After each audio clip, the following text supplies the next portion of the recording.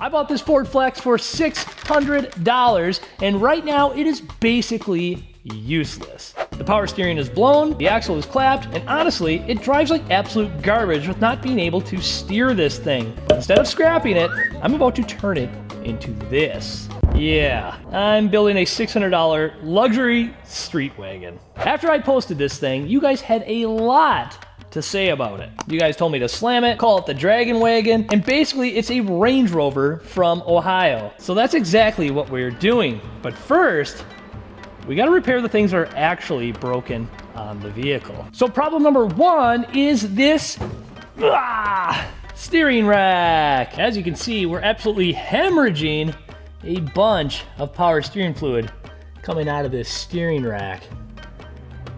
Yikes.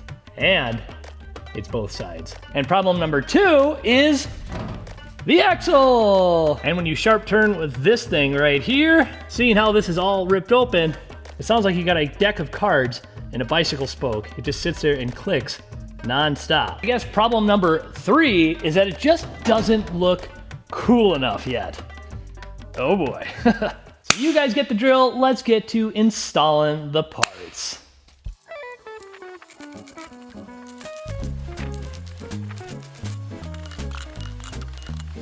So the plan of attack is to get the rack and pinion out first, then we'll move along to get this axle out, and then we'll take the shocks out and put those coilovers in. And thankfully, the steering wheel locks. So hopefully that will help keep that rack in position. There we got the pry bar in there. Hey, that worked.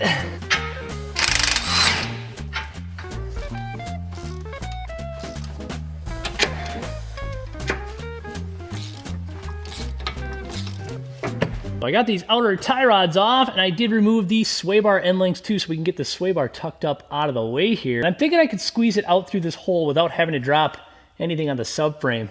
So fingers crossed that's gonna work here. And just to show you how bad this rack is, look how much this thing moves. It looks like I'm just moving the inner tie rod, but look, the other side. That thing is moving like a good 2 inches. And that's always been my experience with that poor quality of Cardone. And we still have this pinch bolt we need to remove right there. We got a rack mount bolt here, a rack mount bolt here, and then the power steering hoses that go right into the rack right there. Now this will be the true test if I can squeeze this thing out of here, which I think we can. Just don't know how yet. Now, maybe that subframe's gotta come down a bit. All right, maybe now? Maybe now she'll come out? Please? Oh, this was supposed to be easy. When I looked at this, I thought for sure this was gonna be a lot easier than it let on. This thing is just buried in there. There. Now she should come, right?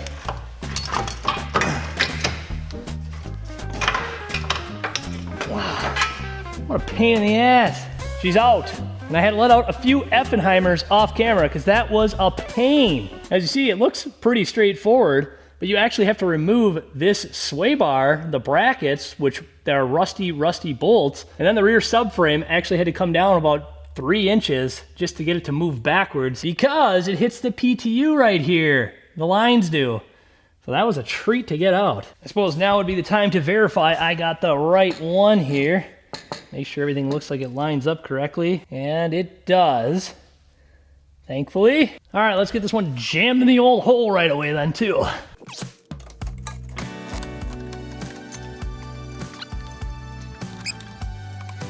right, get the sway bar back in position here.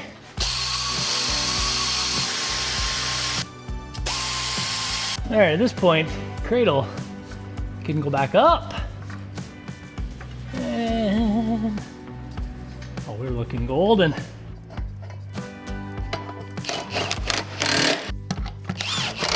Secure this rack here. Dude, hopefully I made that look easy. That sucked. All right, I'm gonna leave the steering shaft off for now because I still gotta get this axle out, and that way I can ensure that the rack is actually centered to the knuckles here before I get too far ahead of myself here. So let's get this axle out next, and then we'll take these shocks out.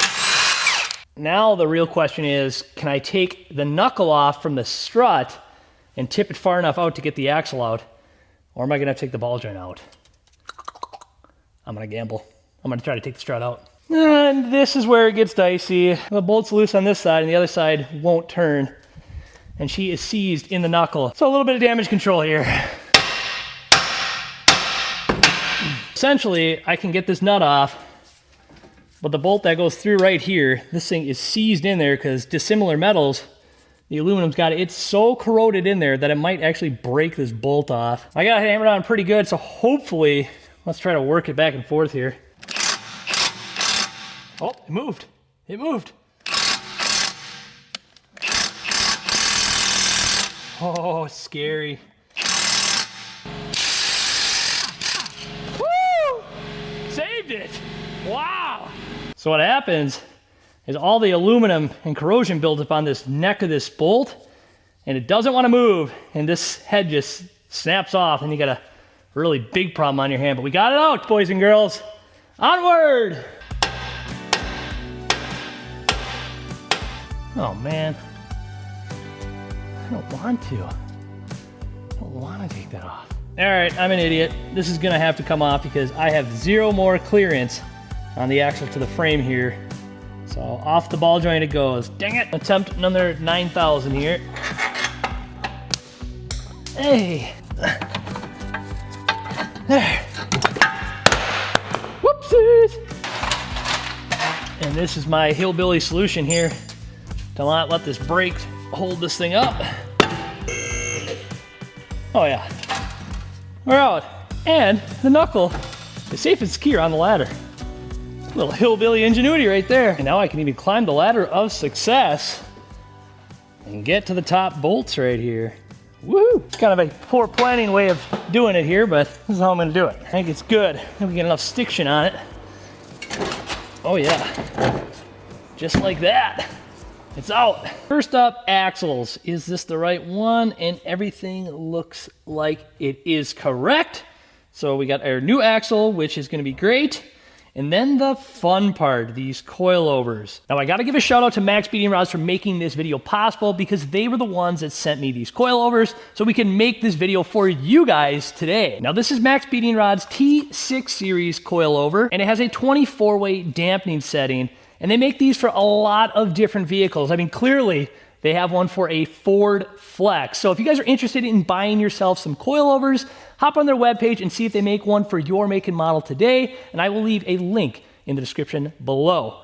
All right, now according to the manual, the preload of the spring is already set, but the thing we gotta worry about is the ride height. So I'm gonna wanna make sure that these are pretty dang close in height so I don't have to keep screwing around with it because taking these apart was kind of a pain. So we just wanna make sure we get this one directly in line with this one to make sure we're good. So we're gonna take a measurement on this and then we'll measure these and just lock them into place with these rings right here. And I get to bust out my new Lexivon tape measure. Let's take a peek here. Now this measurement isn't gonna be perfect, but I'm about 24 inches on the old one here. And I see I got the little arrow out notch right here. And thankfully there's a little notch on this one as well to push us where we need to be. Now this one is currently a little over 20 inches and we're about 24 inches on here. So I'm gonna probably bring this one an inch or two up because we're gonna go for a stanced look on this thing.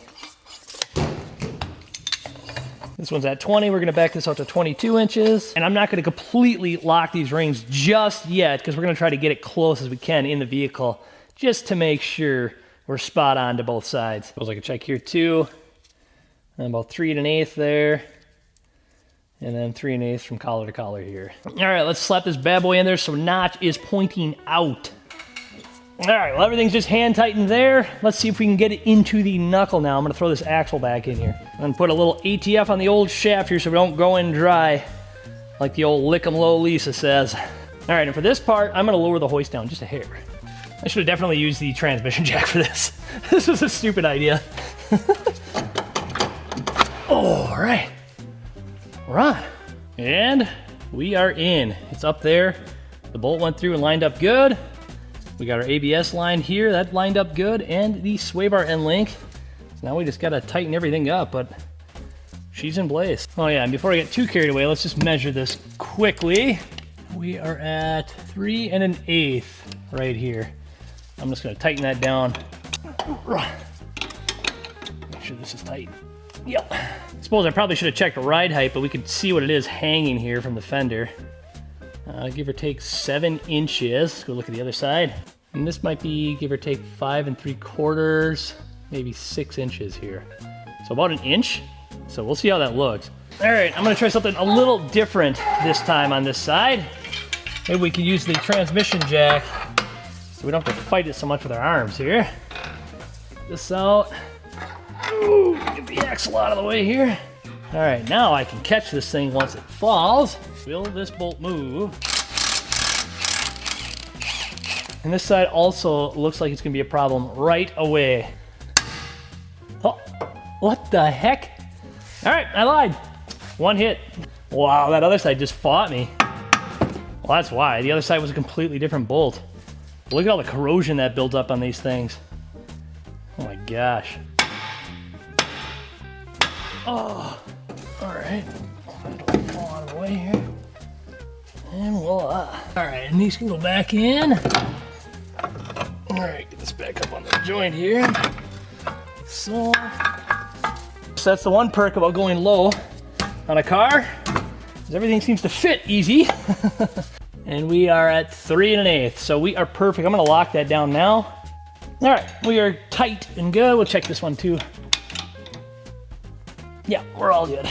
All right, this side is all buttoned up. We got everything tight, all the bolts in the spot, and the driver's side, all that stuff's looking good too. Now we still have to put the outer tie rods on. I'm just gonna nab them off that thing. And then up top right here, I still have to connect that steering shaft. Okay, the tie rod is on this. Tie rod is in place on this side, and we got the steering shaft back on. And now I'm gonna take a break because this job actually sucks. All right, I figure we better look at this thing on the ground quick and see what the clearance looks like in the front so we can try to match this up because we want this thing to have a nice slammed look. So let's see what it looks like on the ground quick. All right, well, we definitely have the front now leaning. I do think we still have too much of a gap. I can fit my whole hand in here, so we gotta go down even more with the front.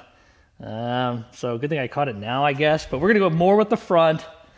And then look at the back. Let's do a measurement on the back quick. Yeah, so the back, we got like a 5-inch gap still. Let's check that front quick. In the front, we're sitting at like a 2.5 to 3-ish.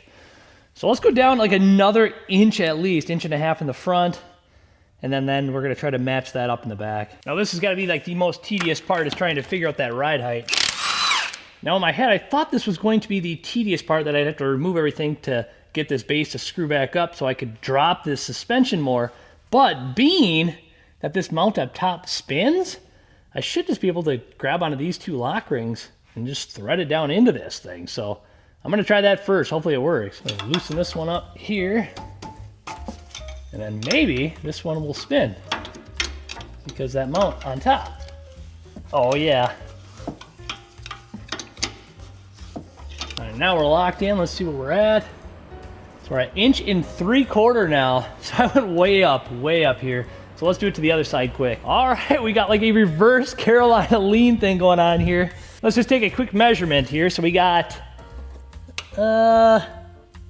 yeah, like 5 to 6 inches in the back. And currently we're at 1 inch of clearance in the front. Oh man, this is going to be ridiculous. Well, back in the air we go. Let's get the back done. So the back shouldn't be terrible, but I like eating my words. So here's what we gotta do to remove the rear suspension to put these coilovers in. So this rear arm has to come down so we can get this spring out. And this shock actually bolts to the knuckle right here. And this sway bar link is probably gonna impede on that, so we'll have to remove that so we can pull the sway bar down to get all this stuff out. And then the top of the shock mount is actually in the vehicle, so we'll have to figure out how to get to that too. Well, I suppose let's get at it.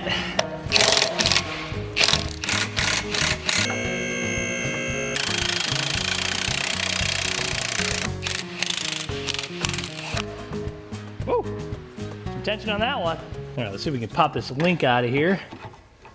Best way to do this, just like that, I guess. We'll grab the other side. All right, so the sway bar is now out of the way. So I'm pretty sure, trying not to lose a tooth here, we can get this thing to drop down now. Possibly squeeze this spring out of here. Staying clear, everybody. Glued to the bottom of this one here. Twist this thing a little bit. Oh, come on. There. Spring. Pop this side out quick. Ugh. All right, another spring out. Now for the rear setup, it's a little bit different. Here are the OEM springs, and these are the springs they shipped us, and they give us these spacers so we can allow it to adjust for height. You got a little damper here. The only thing I don't like about these is I wish I had one of those like nylon rings right here. So when you do put it on the spring, it's got some level of like cushioning here because it's just metal on that. You know, on the fronts. Now on the fronts, you got this little like nylon washer here, and I wish that's the case for those, but we don't have anything like that. But either way, we got the rubber grommet, the spacer goes on the top, spring goes in like this, and then we can utilize that lower isolator on the bottom here.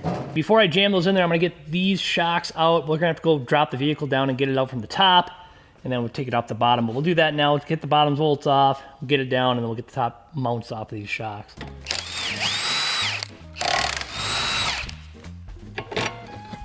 Well, the Ford engineers got this one right. You just remove this little cubby right here, and then down below is the shock bolt. Convenient. All right. Should pop out pretty easy. Oh yeah.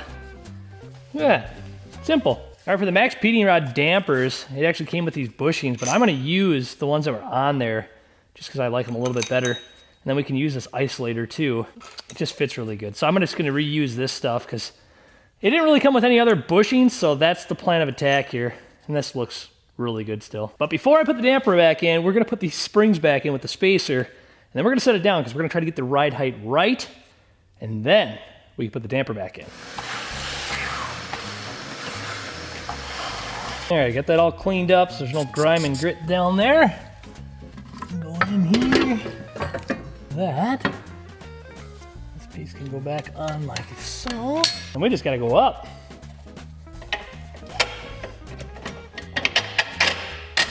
I'm just gonna leave this sit here loosely for now. We'll get the other side in, get it down with the wheels on it, and then we can kind of see where it sits. And then we can put the dampener in there to help bring up the slack and put some preload on this thing.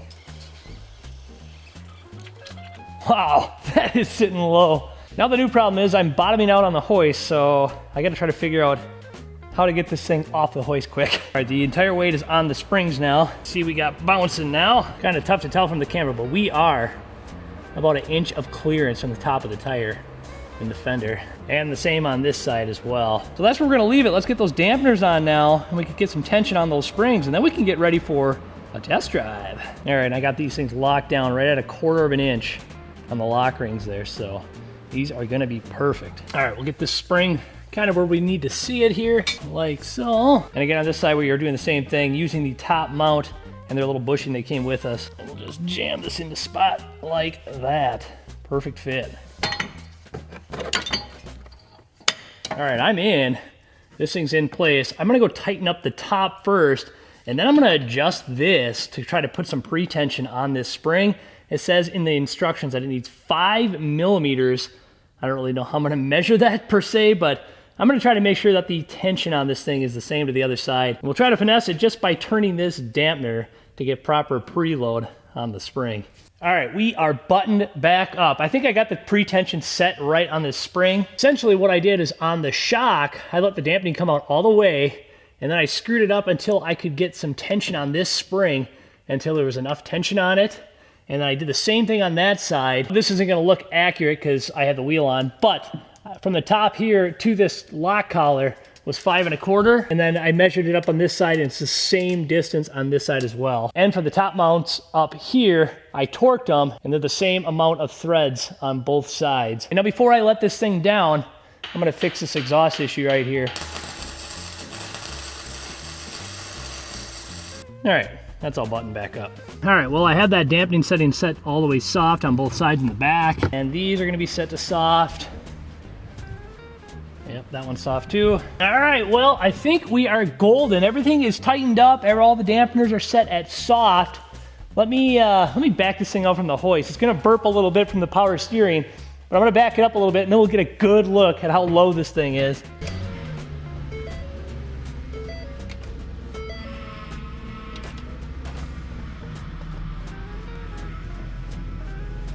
Would you look at that?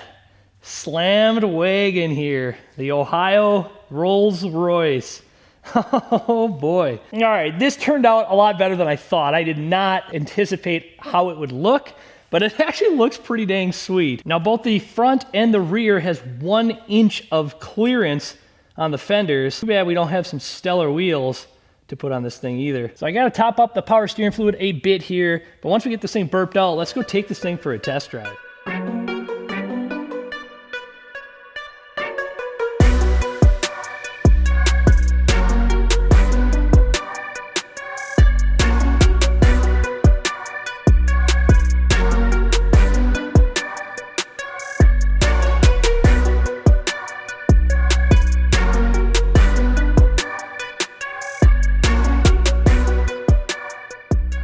We have it. She is complete, and I gotta say, this thing actually does look pretty stylish. Both sides, the fitment looks good. I'm not sure if it's gonna rub or not yet, but we're gonna take it for a spin here and just see. But I know for sure the alignment is gonna be all wonky on this thing right now. So let's take it for a ride and see how it feels and how wonky it truly is. So far, the power steering noise is gone. You can see the alignment is a little bit wonky. The wheel's off to the right just a hair, but pretty dang close. And it's a windy day, so I'm kind of blowing all over the place. It actually feels pretty dang straight, just the wheels off just a hair. So we gotta align it either way. As for the coilovers, this thing is a lot stiffer. You can really start to feel the bumps in the road, and I have it full soft right now. If you kind of do the jerky jerk thing, you can still feel it feels like you're kind of on a little bit of a pillow. But what I think what we'll do is we'll come up here to a good stopping point, and I'm going to tighten these things up fully just so we can see what it actually feels like, if it feels really sporty in a big old wagon flex here. And let's just do the one pillow thing here. You can see it feels kind of like a pillow. And then we're gonna pull over. Let's just pull over right here. All right, so I left this off so we can get in here. Let's do full hard in the back. All right, that one's full hard. That one's full hard. Let's go do the front. Tighten this up here. Tighten this one up here. All right, full hard. Now the real question is, will this make a difference? Get up to speed here and do our little jerk test. Oh, yeah, it is. A lot stiffer. Holy crap. Whoa, I feel like I could autocross this thing.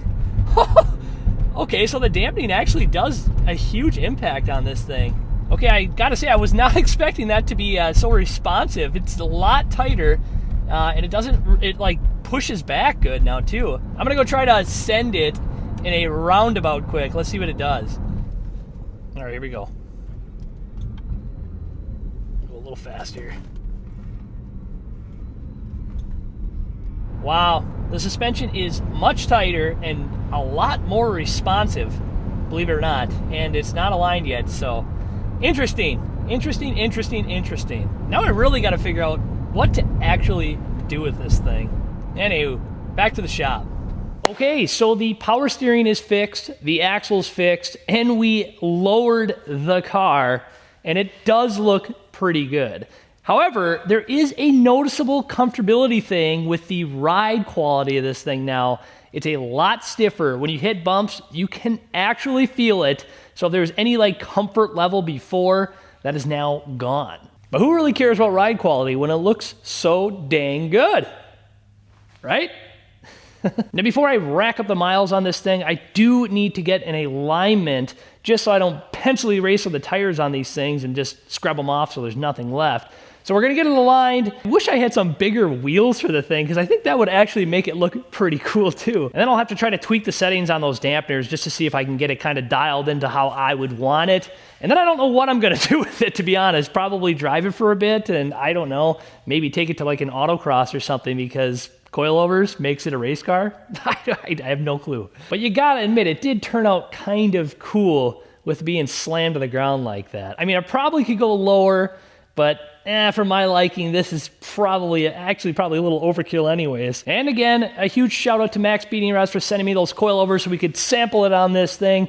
I think it turned out pretty cool. And like some of you said, the Dragon Wagon, or the Ohio Range Rover, which I probably should look that up on Urban Dictionary. Anyways, hopefully you guys enjoyed the video. If you got some ideas that I could do with the thing, shoot me a comment below. Unless somebody in my area wants to trade for an SUV, I'm looking for broken project cars. Virtually no rust would be a good thing. Japanese cars, if you could.